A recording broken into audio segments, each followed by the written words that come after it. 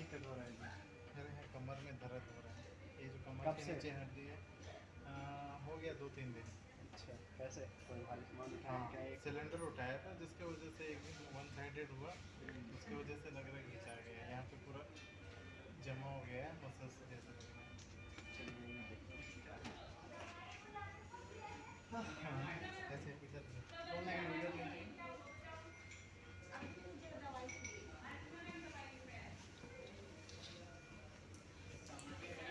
इनका back pain है, इनका हेवी लिफ्टिंग के कारण हुआ है, तो पहले इनको मैनिपुलेट करेंगे।